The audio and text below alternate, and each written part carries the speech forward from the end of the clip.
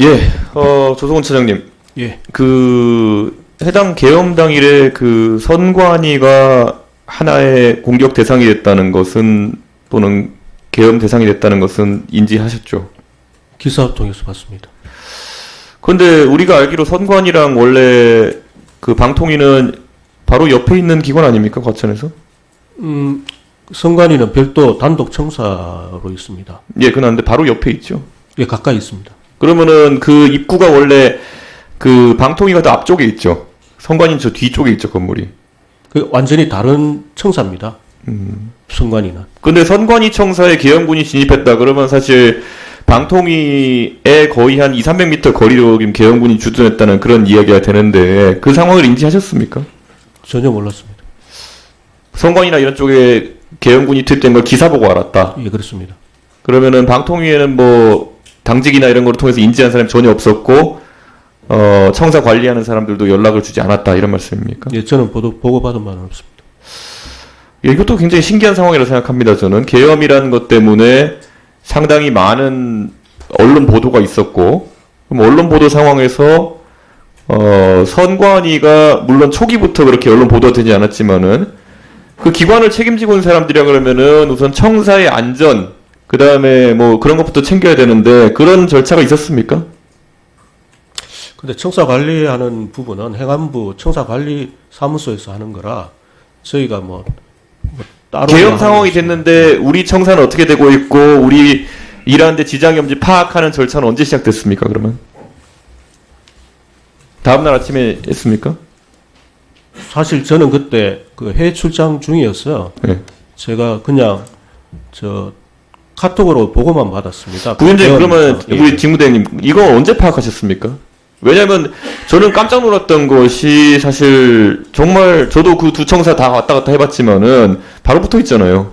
청사 아시겠지만 입구가 완전 다르고요. 예.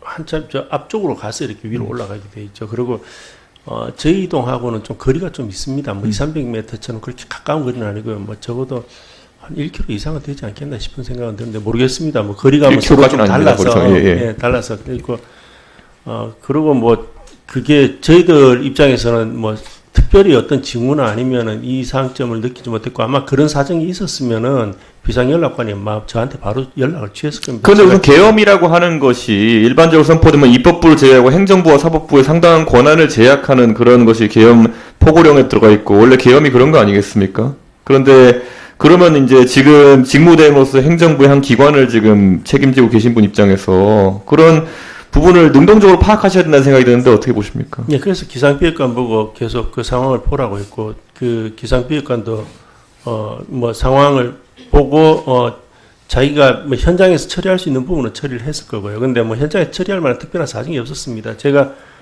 뭐 심정적으로는 제가 뭐 나갈까도 생각을 했었는데 그래서 그런 부분들도 논의는 했었는데 근데 오히려 뭐 현장에 나가 본들 결국에는 보도 이외에는 딸리 어떤 소식을 저는 왜냐면 지금 굉장히 대통령이 좀 우리 생각보다 좀 특이한 분이라 가지고 선관위를 장악하러 나선 거지 일반적으로는 아까 말씀하신 것처럼 언론과 통신을 장악하고자 하는 기도가 계엄군에 먼저 있는 게 정상인데 저는 그런 상황 속에서 청사에 아주 근접하게 군이 접근했다 그러면은 그것은 어떤 보고가 올라오든지 간에 굉장히 비상한 상황으로 인식했어야 된다 이런 생각이 있는 거고 오늘 이 자리에서 지나간 일보다 저는 되게 국민들이 궁금해할 만한 사안이 뭐냐면은 결국에는 이런 비슷한 상황이 우리가 얼마 전까지만 해도 2차 계엄이라는 것에 대해서 국민들이 굉장히 우려가 있었고 최근에 약간 그 우려는 좀 덜해졌지만은 아직까지 실존하는 위협 중에 하나라고 봅니다.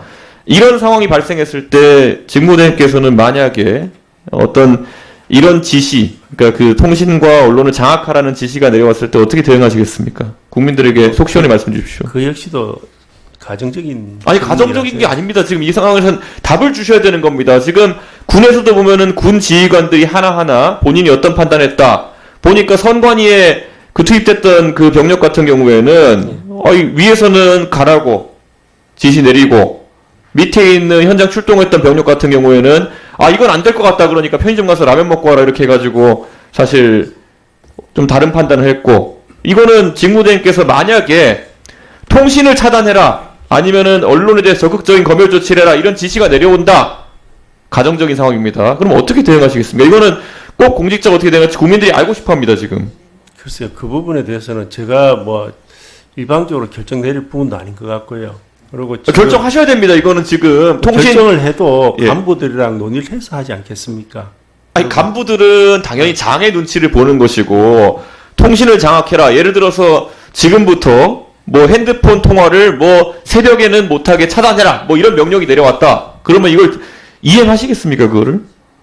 지금 뭐 다시 답변 드리지만은 예. 가정적인 상황이라서 제가 지금 상황에서 괜히 그러한 답변을 드리는 게 예. 오히려 불필요한 오해를 만들 수도 있을 것 같아서 그렇게 답변 뭐, 드리겠습니다. 예, 법률가 출신이시니까 또 민감하게 생각하시는 것 같은데, 저는 지금은 기관의 장 입장에서 움직이셔야 되는 겁니다. 사실 우리 잘 알지만 원래 김태규 우리 부위원장님, 원래 사실 지금 권익위 하시고 또 이제 방통위를 하시고 계시지만 원래는 이 상황에서 어떻게 보면 역할이 공수처장이 있을 수 있었던 상황이 있었습니다. 그래서 저는 이 부분에서는 추상같이 옳은 것과 그른 것을 가려주셨으면 하는 것이 국민들의 바람일 것이고요.